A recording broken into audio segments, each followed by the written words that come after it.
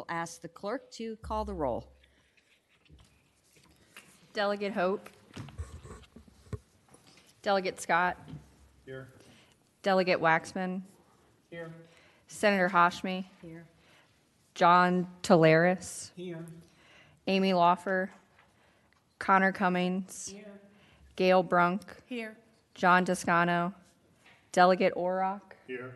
Senator Favola. Here. You have a quorum. Thank you.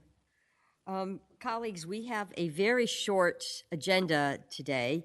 We're not taking public comment. We are going to go over the recommendations that staff has put together based on the presentations we've made, questions that commission members, and priorities that we have outlined. And the goal is to get a sense of what the commission wants to endorse. So when we move forward in the General Assembly session, I can make sure that delegates or senators will be willing to carry either the budget amendment or the authorizing language, and then be able to say that the Commission on Youth endorses the recommendation. So if it's okay with folks, I would just like to go through each recommendation and see what the preferences of the committee. First one, it was pointed out to me that we should probably do a Section 1 bill, and it really does have to do with transition innovations to ensure that online resources are readily available and disseminated to individuals of transition age and their families. This was one of the issues that the commission heard repeatedly. Our young people go through K through 12. They have a lot of support services, but transitioning out of K through 12 into a job track or a further educational track has been challenging. So I guess I would ask unanimous consent that we move forward with a Section 1 bill on this one. So moved. Okay. Second. All right. All those in favor signify by saying aye. Aye. Okay. Chair heard unanimous consent. Number 2, request that DARS work with Virginia Commonwealth University's Partnership for People with Disabilities to develop and disseminate virtual training on transition resources. This request was included in a letter from the Virginia Commission on Youth to DARS. And the Virginia, I think I want to say the Virginia DC requests a language-only provision in the budget. I guess we would request a language-only provision as well. Delegate Orrock. Madam Chairman, as an alternative, I would suggest that at this juncture, we would send a letter from the Disability Commission as well, because basically it's just an ask. Yes, it is. But I think it would have as much impact being as a letter from the full commission as any type of legislative action. And that would be my recommendation and motion. Okay. I think that's reasonable. Is there a second? Second. Okay. All those in favor signify by saying aye. Aye. The chair heard unanimous consent. If the chair is ever wrong in her hearing, please let the chair know. All right. Thank you. Item number 3, this is another letter, recommendation that the Virginia Disability Commission send a letter to DARS, and this again has to do with opportunities to ensure that each student with a disability has a blueprint for their career and job placement after high school. Delegate Orrock, did you want to make that same motion? So moved. Okay. Second. All right. All those in favor of sending a letter on item 3 signify by saying aye. Aye. Aye. Okay. Chair heard unanimous consent. Item 4, requests that the Secretary of Education, in coordination with the Secretary of Health and Human Services, Secretary of Labor, Secretary of Commerce, investigate the feasibility of developing a comprehensive program to reduce unemployment among adults with disabilities. And then it goes on. This, I believe that we can do either budget language or we can do a letter, as the Virginia Commission on Youth has agreed to do. What is your preference? Madam Chairman. Delegate Orrock. At this juncture, I think it is going to take some funding to make it happen. So if we don't put budget language in, it's going to be a moot point sending a letter. So I would recommend that we do request budget language. And so moved. Okay, thank you. And I would ask the commission to focus on the last column on your chart. If it says an adjective like minor or subject to the level of funding provided, it doesn't look like this is going to be a large budget ask. So I think you'd have to put the amendment in first, and then staff would actually try to get a more solid number. Okay, a motion has been made to put in some budget language, and I will ask a delegate and a senator to carry that language, and we'll ask staff to craft it. Was there a second to this motion? Second. Okay, second. All those in favor signify by saying aye. Aye. Okay, the chair heard unanimous consent. All right, item 5, introduce a budget amendment to fund a transition coordinator and grant program.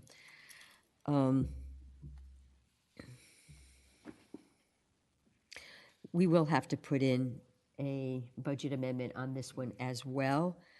So moved. Okay. Is there a second? Second, Okay, all those, Madam Chair. yes, May I ask a question?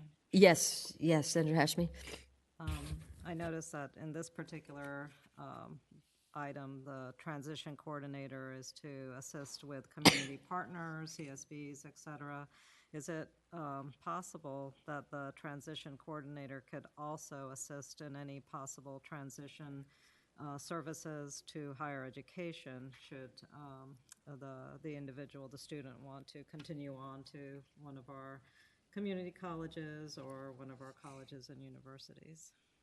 Yes, I agree. We talk about employment opportunities, but we don't talk about higher education, and that's a very good point, and that could pick up associate degrees or four-year degrees or even trade certificates.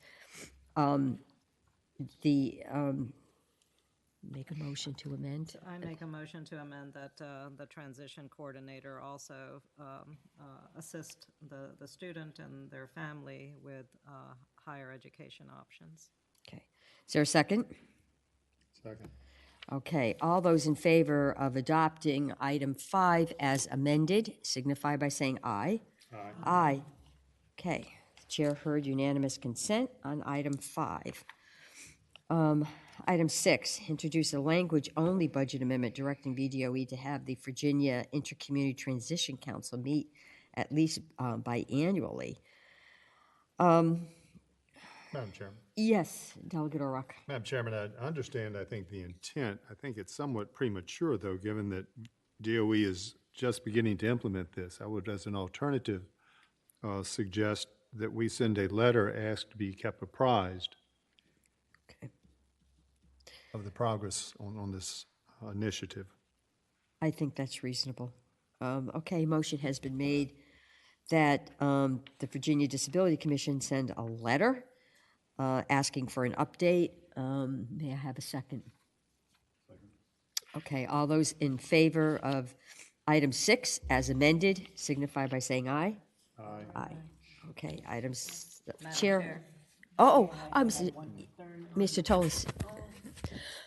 I have one I'm sorry. concern, a number that it probably doesn't require changing anything, but that the oversight council, transition council, they should take into account the difference between large and small school districts. I mean, I live in Fairfax County, which has the largest school district in the country, and one of the largest school districts in the country.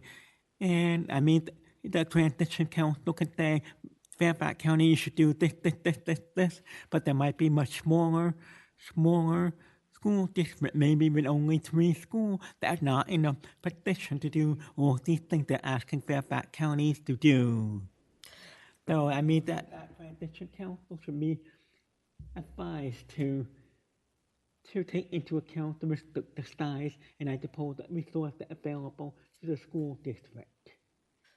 Okay, very good. When we craft this, it is going to be a budget amendment. This was a letter. Oh, I'm sorry. No, this is item On five, five. I'm Yeah, right, this is item five. We will, sorry. no problem. So when we craft the budget amendment, we will incorporate your comment about as robust as possible. Yeah. Okay, all right, very good. Thank you. And then item 6, I think we just voted on, and that was a letter, right? Okay, so let's move to item 7. Reestablish Medicaid Transition Coordinator Services. There will be a budget implication for this. But I think it's important. And I guess on the reestablishing Medicaid Transition Coordination Services, I have a question for staff. Will we be able to identify the coordination services? Are we going to have multiple transition coordinators? Madam Chair, I think DMAS is here and might be able to speak to that, or Vassal. I think it was their recommendation.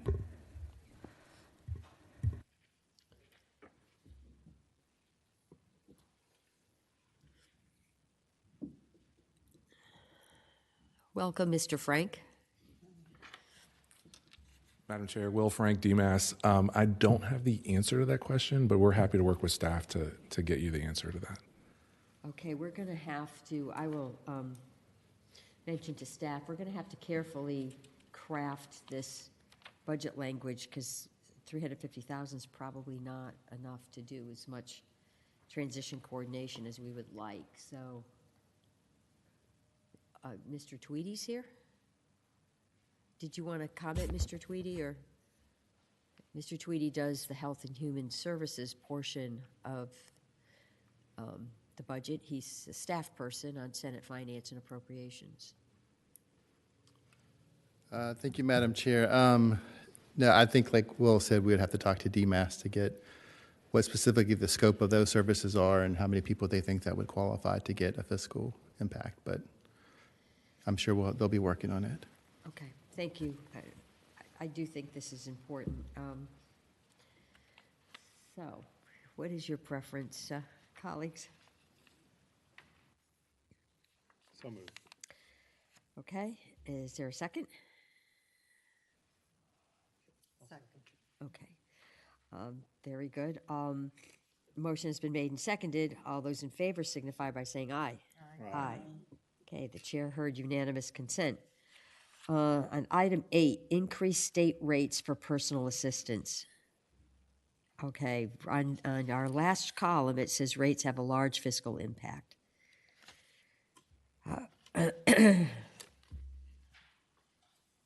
this, I guess, has I to do. move. Okay, go ahead.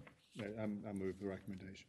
Okay, motion has been made to move this recommendation and I need a second. Second. Second. Okay, motion's been made and seconded to adopt recommendation 8. All those in favor signify by saying aye. Aye. Aye. Okay, on recommendation 9. Move the recommendation. Okay, and I do have this down, it has a budget item, so we're going to have to work on this. Okay, I need a second for recommendation 9. Second. Okay, all those in favor, motion has been made and seconded. All those in favor of recommendation 9 signify by saying aye. Aye. Okay. Recommendation 10, direct the Department of Housing and Community Development to provide a report about progress on the provisions of Senate Bill 839, which was Senator Locke's bill regarding housing affordability and accessibility. Okay? Madam Chairman, Yes, Delegate Orrock. I think the purpose of this could be achieved by a letter I agree. and would so move. Okay. Is there a second? Okay. Motion has been made and seconded to actually have the Disability Commission write a letter to the Department of Housing and Community Development. I think I just said motion has been made and seconded. All those in favor signify by saying aye. Aye. The chair hears unanimous consent. Item 11, request a study to determine how the auxiliary grant income supplement through supplemental security income can be used to support people in their own homes through rental assistance. I remember this topic, and we talked about it. I think what they're talking about is to have a study done. Is that what the consultant would be used for? Used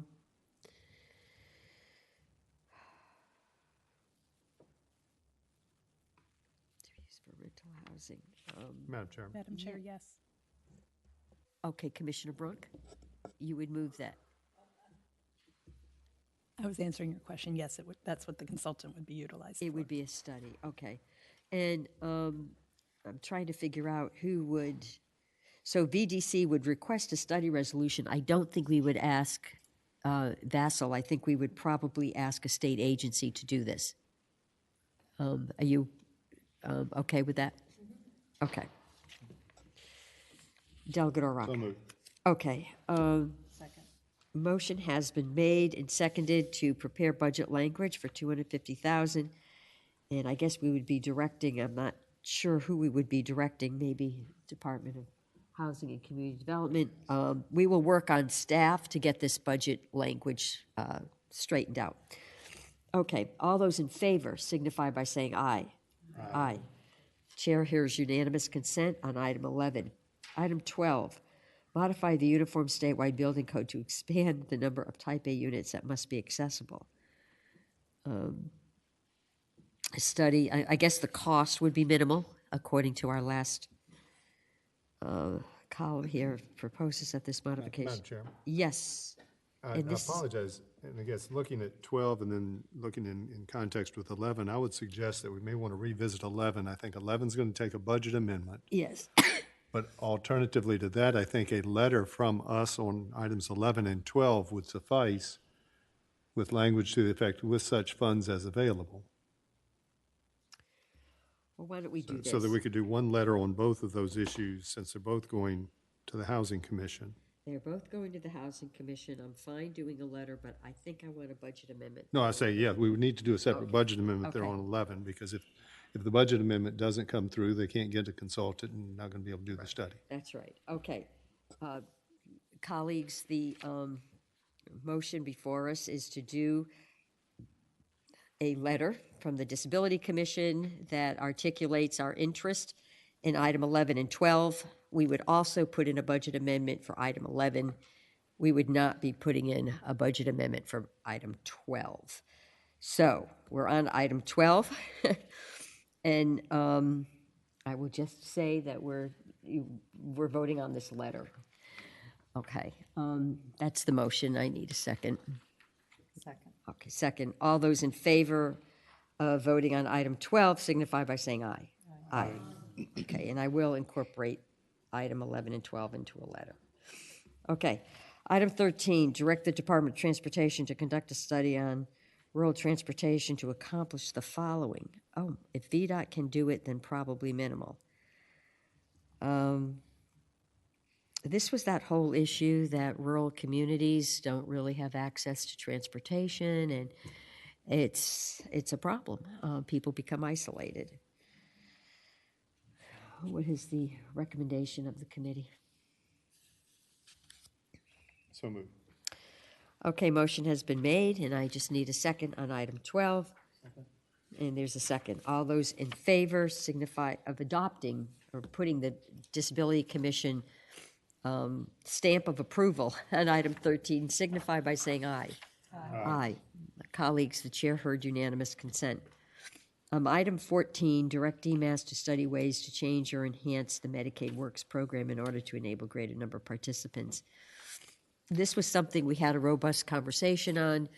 I want to say that the Medicaid expansion or the Medicaid Works program, forget the word expansion, the Medicaid Works program, I think there was a limited period of time where individual can participate and have the opportunity to earn more money, but there's a reduction in services.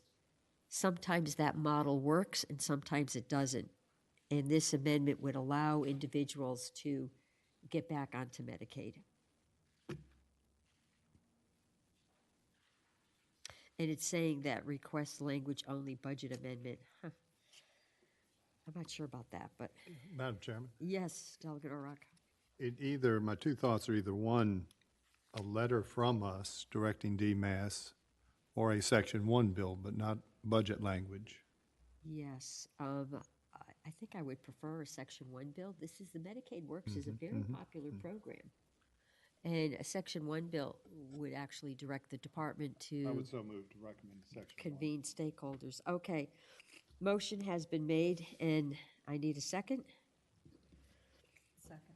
Second, all right. So on item 14, we're going to do a Section 1 bill, and we will direct DMAS to actually meet with stakeholders in evaluating this program to make it easier for people to participate. All those in favor of endorsing item 14 signify by saying aye. Aye. Okay, the commission, the chair hears unanimous consent. Item 15. To provide training to high school faculty members who are responsible. I think this is just back on our training. But it has to do with special education transition planning, but we're still back on the transition planning. I mean, I can maybe subsume 15 under an earlier recommendation if that helps the commission.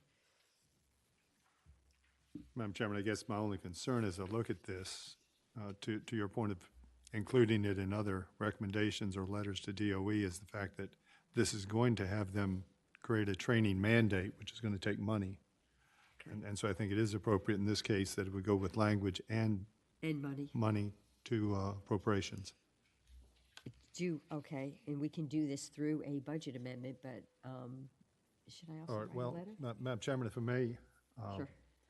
and on this one, and maybe even revisiting one or two of the others that we've done, rather than sending them to appropriations with language and requesting budget amendment, would it be more appropriate that it would go to the respective topic committees, in this case, Education Committee, with the understanding if they embrace the policy, it would then go to Senate Finance or House Approps with a separate budget amendment filed with those committees, so that the appropriate policy committees would have a say over the underlying policy, and then the money would be there in the budget. So it'd be a two-step process. That'd be my recommendation on this one specifically, Madam Chair, without going back and unwrapping the axle on any others, but that we would Section 1 bill to education and a budget amendment for $100,000. Okay, colleagues, that's the recommendation. It would be a section.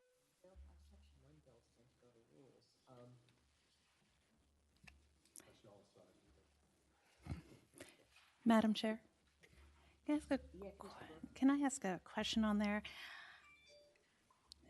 Not sure how far in the weeds you would want to get, but my concern is to just say, create a training for special education transition planning and coordination. What is the purpose of that training? Because I think DOE would come back and say, you know, our individuals who are faculty in special education do transition and planning. I'm wondering if it needs to be a little bit more specified what the goal of that training is. Is the goal of that training to supplement number 6? To be sure everybody knows the community resources is the goal, to just be sure that they're doing transition plan. I'm speaking as a former school board member. I can see this not necessarily going the way that it's intended to. So I just wanted to ask that question. I think that's a really.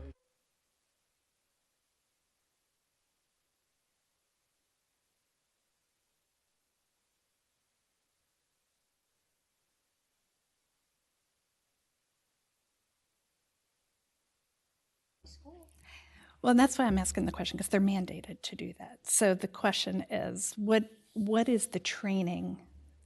What are we seeing that's not happening that we're trying to address? And I think some of that goes back to 6. I could be wrong, but that would be my thought process.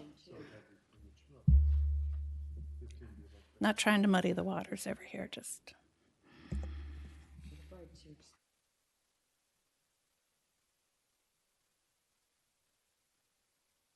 And part of that may include, I mean, right now, we've got it down as a Section 1 bill and has a letter. item 6. No, I apologize. It wasn't section 1. It was just a letter. Madam Chairman. I think I should combine 15 into 6. Yes, And Delegate I Orlock. guess I'm thinking, while I sort of understand the intent on 15, is it somewhat premature?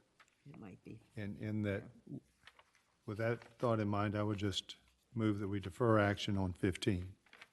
Okay, and see what happens.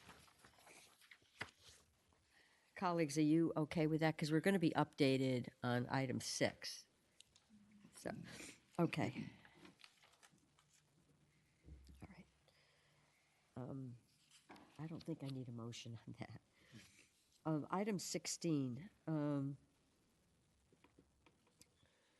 definition of remote participation. Okay, this is really an important issue. I know Connor brought this up. Is that Commissioner Cummings? Yeah, Connor, you want to speak? Listen, I want to thank you all for the first step of allowing people with disabilities the opportunity to participate in boards and commissions virtually. Now let's take it one more step.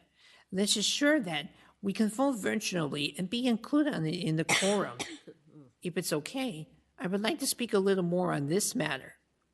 If I and others like me are allowed to join committees virtually and be part of a quorum, it'll open doors for people with disabilities to be on more committees. We all have something to say, no matter our disability or our communication style. I like to go to meetings in person. I like hugs. And I like sitting in my own seat where there's a name tag with my name on it in front of a room. But even though I like all of that on my struggle days, I can't physically or mentally make that happen. It's difficult to explain that, how I can feel on my struggle days. The things I just told you I like about meetings can also become my enemy.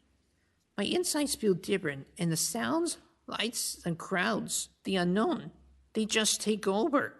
For me to stay home on our computer, in my own chair and my own surroundings I have lived with for over 30 years, will allow me to still attend the meeting and participate my way. Yes, I still have a struggle days, but my home, my computer, and my chair are my accommodations that help me very much. Yes, I want to tell you how important this is to me and others like me. I want to do as much as I can in person, but it doesn't always work. When you speak of people with disabilities, the next words are for me, or my mom, or in technical terms, parents and caregivers. My mom's almost like my other half. Parents and caregivers of someone with a disability live a life that revolves around that person. It's hard to separate a person, a parent, or a caregiver from a loved one they care for. Please recognize and respect that my mom, on a rare chance, she makes plans without or around me. If I have a struggle day, those plans are canceled. I then become her plans. This is a caregiver's or parent's day-to-day life, allowing them to also attend meetings virtually and be able to vote and be counted as part of a quorum are very important. They do have so much to contribute to share our own experience and life skills. If we don't allow this for them, we take away their outlet for their own voice. It's like we're punishing them for doing the right thing. I hope you will accept me as me for who I am in my struggle, in both my struggle and good days, and allow me to speak virtually when it's needed. I hope you also consider that the parent and caregiver has so much value as well. Together have lived experience in our own experiences, in our own unique ways. I have nothing but respect for your consideration, and I understand and understanding of my feels, but I'm trying hard to type. I thank you for reading this and for listening to my own written words. You making these extra accommodations is like you just gave my brain a hug. Please and thank you, Connor.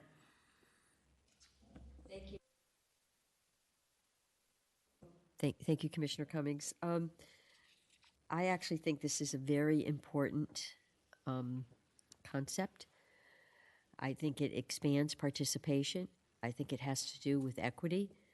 and I'm hoping that this commission can back it. Delegate Elizabeth Bennett Parker has put a bill in the House, and if a senator on this commission wants to put a bill in on the Senate side, please let me know.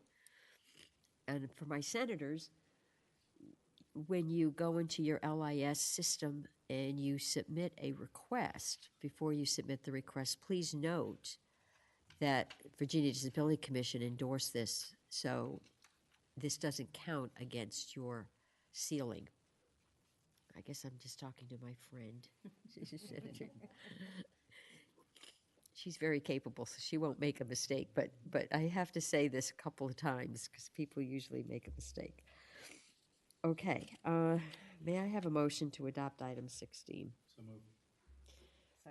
Okay, motion has been made and seconded. All those in favor of having the Virginia Disability Commission endorse this item signify by saying aye. Aye. That motion passes unanimously, and I would just point out that caretaker was a very important add to this directive. Okay, item 17, direct VDOE to establish guidelines for individualized education program teams to utilize when developing IEPs for children with disabilities, and to ensure that IEP teams consider the need for age-appropriate and developmentally appropriate instruction related to sexual health, self-restraint, self-protection, respect for personal privacy, and personal boundaries of others. And this did come from the Virginia Autism Society. So moved. Okay, so the recommendation is for Section 1 bill, and the fiscal impact, as far as we know at the moment, is minimal. Motion has been made and seconded. All those in favor of endorsing this item 17 signify by saying aye. Aye. Aye. Okay, the chair heard unanimous consent. Item 18, another recommendation from the Autism Project. Coordinate with the behavior of legislative language. Okay, this is fairly complicated. Madam Chairman? Yes, sir. Yeah, Delegate Orr. as I look, I understand what they're asking, but there are significant legal implications in this. And so I would respectfully request that we send a letter to the Crime Commission and the Behavioral Health Commission that they would jointly look at this matter to see if there's a means whereby we can address policy implications. I agree with that. This would go before the Judiciary Committee, and it does have a lot of. The Crime Commission may not be the most appropriate, but whomever, yeah. Okay, so letter to the Behavioral Health Commission. Why don't we do the letter to the Behavioral Health Commission for the moment? Okay. Is that okay? All right. Is there, yes, Commissioner Tolis. I mean, I had the same concern. I agree with. I had the same concern with Delegate Orrick, and I mean, I don't see how it works in the law enforcement context.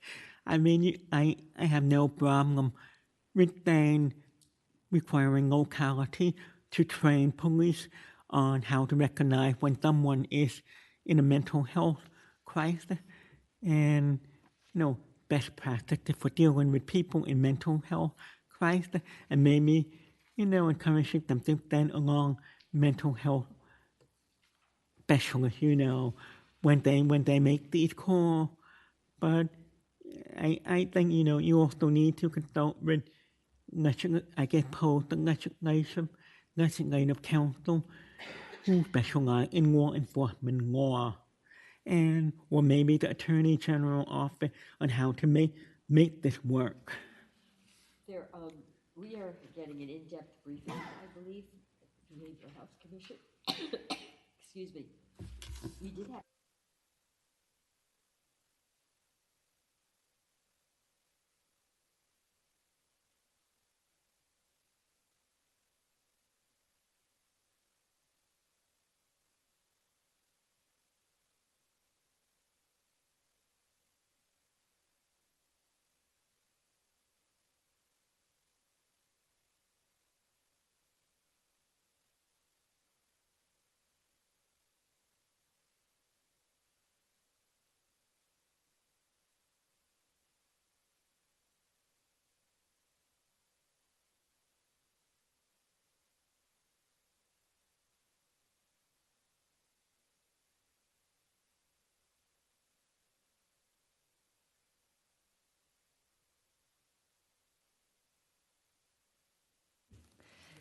Sure. Madam Chair, number 19, I think, still has some confusion surrounding it.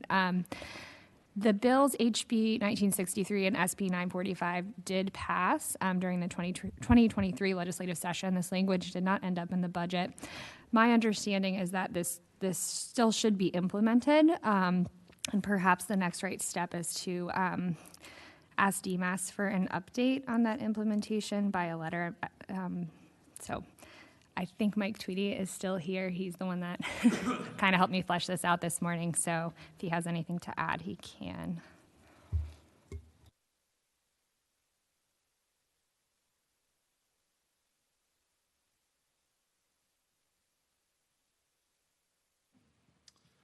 Madam Chair, yeah, there is just some confusion. The bill did pass, was adopted by the General Assembly, but I think because of the lateness of the budget process that, and there could be some other reasons that DMAS has not yet implemented it. So I've touched base with them to figure out what's going on. So I would probably agree with the staff. We just ask for an update. Yes, I think that'd be fine. Colleagues, I would like to Ma'am. send a letter to DMAS asking for an update. And Madam Chairman, I was just going to say on 19 and 20, I think it would just be appropriate, whether we send a letter or just have staff schedule them as a part of our 2024 meeting schedule for DMAS to come and give us a report on both the items in 19 and 20.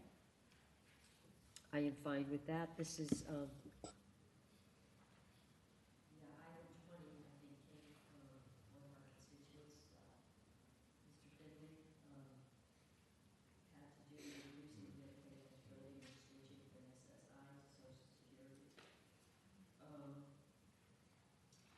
we would just like continual updates on that. Should federal rules change, or should we have an opportunity to carve out categories within the Medicaid waiver program so we can, sort of limit the impact of this? So colleagues, the motion before us is to send a letter on item 19 and item 20, asking to be updated, and I expect item 20 will carry over to next year's work plan. I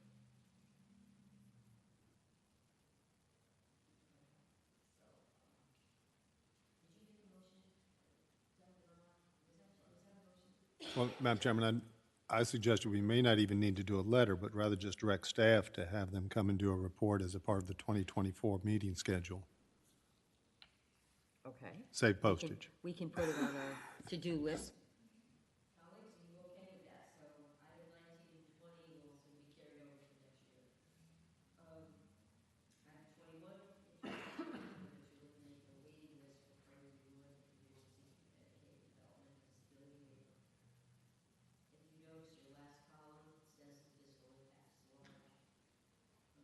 The waiting list is just over 3,000 individuals. Madam Chairman, Yeah, Delegate O'Rourke. on item 21, I would suggest at this juncture, realistically, if we send a letter to His Excellency and the chair of the two respective money committees, stipulating our support for any and all progress towards reducing the waiting list, and further asking that they try and develop a staggered plan to try and work it down over time, because I think realistically, they're not going to have 66.4 million. But if they could help us come up with a plan whereby to work it down, and that would be a goal. I do want to note, so this letter would be going to the governor and who? And the House and Senate money committees.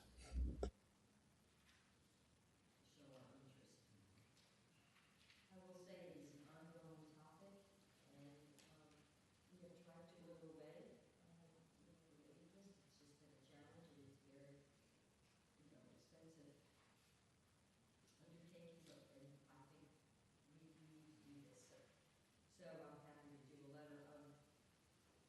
May I have a second to that motion? This is on item 21, colleagues.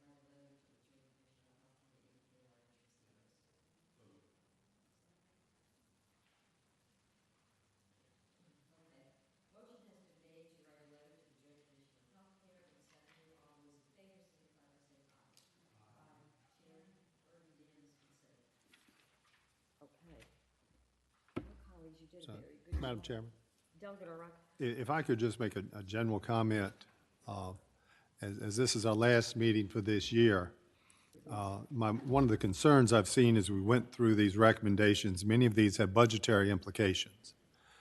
And realistically, anyone in the legislature can tell you if it's not in the governor's budget as presented, the chances of it being put in there are very slim. There was a policy, I want to say about 20 years ago by this commission, that we would have budgetary recommendations presented to the governor by our September meeting so that he could potentially include them in his recommendations to the General Assembly. And I make these comments, Madam Chairman, just in hopes that maybe when this commission is reinstituted in the 2024 session, that those members at that juncture might take this forward as a policy in their 2024 work plan, that non-budgetary recommendations coming after September are not as critical in a timing fashion as any monetary ones. And so I would just share that for what it's worth. And also for the folks in the audience, recognizing we are at that juncture. If it's not in the governor's budget when he presents it here in a few weeks, especially given the budget climate we now see ourselves in, it's going to be very, very challenging to get any new allocations added. Thank you, Madam Chairman. Thank you, Delegate O'Rourke. I do want to comment, though, that it is worth the commission articulating its values through these budget amendments, because we may be able to, there might be bandwidth there to get some allocation, if not the full allocation that the Finance Committee suggests we need. We can phase things in. Sometimes we can ask that things be combined. I know the staff or the DMAS staff probably don't really like the fact that we might combine things or tell you to do something within current services. We understand that, but we also believe that you share the same goals we share, and I do think it is worth articulating our values. I will just reiterate that staff will prepare the budget amendments. Ms. Carlton. Madam Chair, I was just going to ask if you all want to discuss potentially who may be patroning the legislation. Budget amendments will have to be submitted through the budget amendment process. Bills have to be submitted. I'm going to contact my colleagues. Okay. So, and then once I get agreement from folks, they will be in touch with you or the finance staff. Correct. If it's a budget amendment, it would need to go through the finance staff of either the Senate or the House. And then anything legislative, so Section 1 bills or code, would come through DLS. Right. I just want to make sure that in the budget amendment, we actually get the wording right. So that would be the only reason I'd have them consult with you, perhaps. Yes, Madam Chair, absolutely. I can work with Mike, Okay. and then we can work with the House Appropriate staff as well. Because it actually is pretty important what you put on paper asking the Budget Committee to make an allocation. So having said that, I will just say if anybody is interested in carrying the budget amendments that we talked about, would you please contact me? I need a House person and a Senate person, ideally, but I could go forward with just a House person. So I know everybody has their own wish list, but it is important, and we will try to get these in one way or the other. Is there anything else, Ms. Carlton, that will come before the committee? No, Madam. Okay, colleagues, we have finished our agenda. If you have anything you want to bring up, now is the time. Okay. Okay. Motion has been made to adjourn. Is there a second? Second. Okay, all those in favor of adjourning, please signify by saying aye. Aye. If anybody is opposed, you can signify by saying that as well. I don't hear anything, so I think that's a unanimous consent to adjourn. Thank you, colleagues.